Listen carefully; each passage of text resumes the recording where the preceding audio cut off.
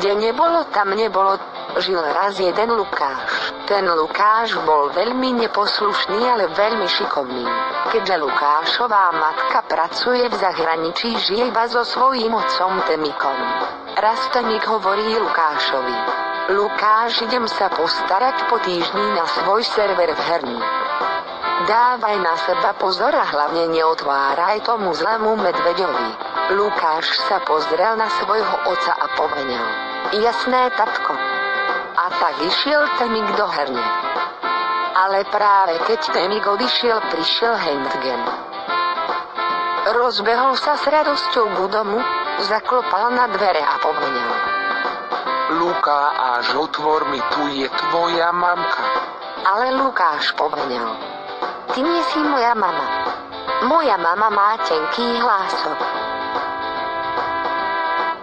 A keď Lukáš hral Smartcraft, Handgen si preoperoval hlasivky a prišiel k Lukášovi. Lukáš, otvor mi, tu je tvoja mamka.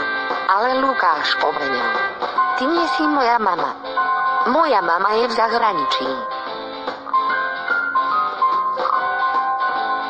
Keď Lukáš znovu hral Smartcraft, prišiel zase Handgen a začal s jeho výmyslami. Lukáš, otvor mi, tu je tvoje otecko.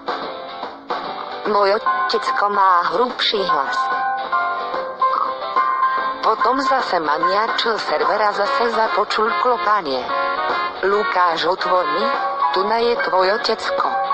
Mojho otecka vidím na serveri. Je stále v herni. Vypadni, ak si hocikto. A tak prišiel Handgen po tajomky do herne a povedal šéfovi, aby vypol prúd, lebo prichádza silná búrka. Prišiel zase Handgen a začal s jeho výmyslami. Lukáš, otvor mi, tu je tvoje otecko. Ty debile, ja mám vo dverách kukátko.